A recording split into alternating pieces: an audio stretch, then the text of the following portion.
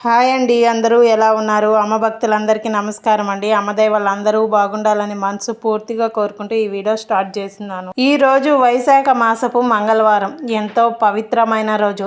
ఇంతటి పవిత్రమైన రోజున హనుమంతుడి గురించి కొన్ని కథలను విందాం. పూర్వం గాలవుడు అనే కిరాతకుడు ఉండేవాడు. ఆహారం కోసం జంతువుల్ని వేటాడేవాడు. ఇంటిని లక్ష్మీ కళతో నిర్వహించేవాడు. సాధు జీవనం గడిపేవాడు. అతనికి 40 సంవత్సరాలు వచ్చాయి. ఏదో తీరని బాధతో దిగులుగా ఉండేవాడు. ఒకరోజు గాలవుడు వేటకై అడవిలోకి వెళ్ళి ఒక జింకను కనపడగానే దాన్ని వెంబడించాడు. అది మధ్యలో మాయమై కనిపించలేదు. మృగం కనిపించినందుకు బాధపడ్డాడు. తాను చేరిన ప్రదేశం నైమిసారణ్యం అని గ్రహించాడు. ఇక్కడ ఉన్న మహర్షుల్ని సేవించి మనోవ్యాధిని మార్చుకోవాలని భావించాడు. దగ్గరలో ఉన్న పుష్కరముని ఆశ్రమం వద్దకు చేరాడు. పుష్కరముని పాదాలపై పడి మనసులోని బాధ నివేదించాడు. తనకు దేనిపైన ఆసక్తి లేదని, ఏది రుచిగా అనిపించదు అని మహర్షి దర్శనంతో తమ జన్మ చరితార్థం అయ్యింది అని, తన వ్యాధి తగ్గే మార్గం చెప్పమని కోరాడు. కొంతకాలం ఇక్కడే వేచి ఉండాలని ముని సెలవిచ్చాడు. రోజు పుష్కర మునిని సేవిస్తూ ఫలాలు, కాయలు, పూలు కోసి తెస్తూ దర్భలు కోసి అందిస్తూ అక్కడే ఉన్నాడు. గాలవుడు అతని శ్రద్ధ భక్తులకు మహర్షి సంతోషించి అతన్ని కరుణించాలని భావించి అతనికి హనుమాన్ మంత్రాన్ని ఉపదేశించవచ్చా, ఉపదేశిస్తే హనుమ ఆగ్రహిస్తాడా, ప్రసన్నుడై అతని కోరిక తీరుస్తాడా అనే సందిగ్ధంలో కొంతకాలం ఉన్నాడు. ఆ ముని ఒక్కరోజు నిండు మనసుతో హనుమాన్ని స్మరించాడు. ఆంజనేయుడు వెంటనే ప్రత్యక్షమయ్యాడు. ఆయన ఆకారం బంగారం, యజ్ఞోపవీతం, స్వర్ణ వస్త్రాలు, రత్నాలు పొదిగిన చేతి కంకణాలు, పాద బంగారం కడియాలు, శిరస్సుపై రత్న ఖచిత కిరీటం, శంఖం లాంటి కంఠం బంగారం, చిరుగజ్జలున్న వడ్డానం, స్వర్ణ తాండకాలు, సీకారం లాంటి కర్ణాలు, చంపక వంటి నాసిక విశాల నేత్రాలు, నెమలి పించం వంటి కురులతో ఉన్న కొప్పు, మన్మధుని విల్లు లాంటి కనుబొమ్మలు, హంస నడక వంటి నడక, దొండపండు వంటి పెదాలు, ముక్త తిలకంతో నిదురు మృదువైన వంటి బహుద్వయం, అందాల రాశి వంటి భార్య అయిన సువర్చాల దేనితో కన్నుల పండుగగా కనిపించాడు. మహర్షి మనసులోనే సందేహం గమనించాడు. హనుమాన్ కాలపుడికి మంత్రం ఉపదేశించడంలో సందేహం అక్కర్లేదని, ఎవరికైనా ఉపదేశించవచ్చని వివరించాడు. అందరూ కులలింగ భేదం లేకుండా తన మంత్రాన్ని ఉపదేశం పొంది ఫలితం పొందవచ్చు అన్నాడు.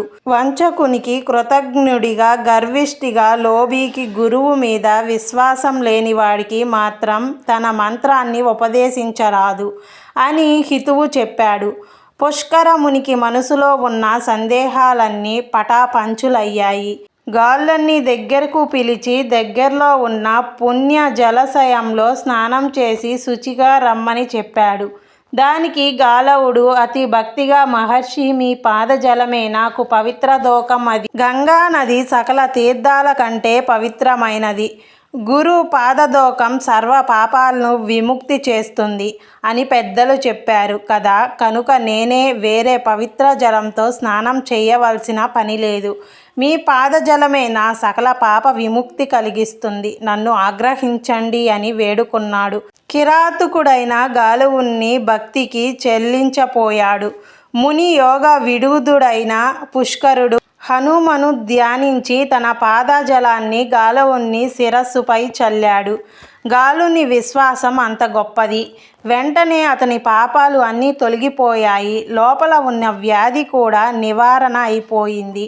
ఎంతో ఆరోగ్యవంతుడయ్యాడు. పరిశుద్ధ దేహ అంతరంగుడు అయ్యాడు. వెంటనే మహర్షి అతనికి హనుమాన్ ద్వాదశాక్షరి మంత్రాన్ని ఉపదేశించాడు. సన్నిధిలోనే 108 సార్లు ద్వాదశాక్షరి మహామంత్రాన్ని జపించాడు. వెంటనే ఫలితం దక్కింది. అతనికి అతేంద్రియ శక్తులు లభించాయి. జ్ఞాని అయ్యాడు. భూత భవిష్యత్ వల్ల వర్ధమానాలన్నీ తెలుసుకోగలిగే సామర్థ్యం లభించింది. ఆకాశ గమనం వచ్చింది. అన్ని లోకాలు తిరగగలిగే శక్తివంతుడయ్యాడు. సిద్ధ చార గంధర్వ గణాలు గాలవుణ్ణి అపూర్వ శక్తి సామర్థ్యాలు చూసి ఆశ్చర్యపోయాయి. సర్వశక్తిమానుడై గాలవుడు పుష్కర మహర్షిని చేరి నమస్కరించి, మహానుభావ, నిరంతరం మీ పాదపద్మాలు మీద భక్తి కలిగి ఉండే వరం ఇవ్వండి అని కోరాడు. గురువు ఆశీర్వాదాన్ని మంత్రాన్ని కడు శ్రద్ధ భక్తులతో జపించమని, దానిని వివరిస్తే చాలా కష్టాలు మీద పడతాయని హెచ్చరించాడు. గురువును విడవలేక అక్కడి నుంచి తన ప్రాంతానికి బయలుదేరాడు. గాలవుడు పూర్వం సుందరి అని ఒక పట్టణం ఉండేది. అది పేరుకు తగ్గట్టు సర్వాంగ సుందరిగా వర్ధిల్లింది. అందులో మైందుడు అని ఒక బ్రాహ్మణుడు ఉండేవాడు. వేదశాస్త్రాలన్నీ బాగా చదువుకున్నాడు. అతనికి హనుమాన్ మంత్రం అంటే చాలా ప్రీతి. అన్నిటికీ సారం అందులోనే ఉంది అని తెలుసుకున్నాడు. నిత్యం ఆ మంత్రాన్ని జపిస్తూ నిష్టగా జీవించేవాడు. మనసుల్లో ఏ విధమైన కోరికలు అతనికి లేవు. నిష్కాముడిగా జీవించడం నేర్చుకున్నాడు. మైందుడికి కాశీకి వెళ్ళి ఆ విశ్వనాథుణ్ణి ధరించాలని, గంగా స్నానంతో పులకించాలని అనిపించింది. చాలా ప్రయాసపడి నడిచి వారణాసి చేరాడు. గంగా నదికి దక్షిణ తీరం వైపు చేరాడు. ఆ నది తల్లికి భక్తితో నమస్కరించాడు. నది నిండుగా ప్రవహించి దాన్ని దాటే మార్గం కోసం ఆలోచిస్తున్నాడు. కొంతసేపటికి నదిలోకి ఒక పడవ వచ్చింది. ఆ పడవ రాగానే దానిని ఎక్కాడు. పడవ బాగానే కొంత దూరం ప్రయాణం చేసింది. తరువాత దాని అడుగున రంధ్రం ఏర్పడింది. అది గుర్తించాడు. నీరు ఆ రంధ్రం ద్వారా పడవలోకి చేరుతుంది. పడవ బరువెక్కి మునిగిపోవడానికి సిద్ధంగా ఉంది. భయం వేసిన మైందుడు తల మీద వస్త్రాన్ని కప్పుకొని భక్తితో హనుమాన్ మంత్రాన్ని పఠిస్తున్నాడు. హనుమాన్ దీనిని గమనించి ఆ భక్తునికి కాపాడాలనే సంకల్పంతో ఒక వానర రూపం ధరించి ఆ పడవను నెత్తిన పెట్టుకొని గంగా నదికి ఉత్తర భాగం వైపు తీసుకొని వెళ్ళి అక్కడ మనుషులంతా చూస్తుండగా అదృశ్యమయ్యాడు. దీన్ని గమనించే వారందరూ కూడా ఆశ్చర్యంతో నిండిపోయారు. భక్తితో ఆ కోతికి నమస్కరించి పడవలో నిశ్చల జపంలో ఉన్న మైందుడికి ఇదేమీ తెలియదా? తెల్లవారుజామున లేచి చూసేసరికి గంగా నది ఒడ్డున పడవన ఉండడం చూసి ఆశ్చర్యపడ్డాడు. పడవ ఎలా ఇంత ప్రమాదం నుంచి తప్పించుకొని ఒడ్డుకు చేరిందో తెలియదు. అప్పుడు ఒడ్డున ఉన్న ఒక మనిషి, ఒక మహావానరం ఈ పడవను తల మీద మోసుకొని ఒడ్డుకు చేర్చి వెళ్ళిపోయిందని చెప్పాడు. మైందుడికి ఆశ్చర్యం చేసి, మీరు పుణ్యాత్ములు, వానర రూపంలో హనుమాన్ని దర్శించారు. జపం చేస్తూ నేను ఏదీ గమనించలేకపోయాను. నేను అదృష్టహీనుణ్ణి. హనుమాన్ దర్శనం పొందిన ఈ శరీరం వృద్ధ గంగపాలు చేస్తాను అని చెప్పి గంగా నదిలోకి దూకడానికి సిద్ధమయ్యాడు. అప్పుడు హనుమ పట్టు వస్త్రాలు ధరించి వాత్సల్యంతో నిజరూపంతో మైందుడికి దర్శనమిచ్చాడు. అప్పుడు పూర్ణ పులకింతుడైన మైందుడు హనుమంతుణ్ణి స్తుతించాడు. మైందుడు చేసిన స్తోత్రానికి ఆనంద పరవశుడు అయ్యాడు. హనుమాన్ భక్త మైంద, ఈ లోకంలో ఉన్న భోగాలన్నీ అనుభవించు, నీ దగ్గరే నేను ఉంటాను, జీవితాంతం నీవు నన్ను పొందుతావు అని వరమిచ్చి అదృశ్యమయ్యాడు.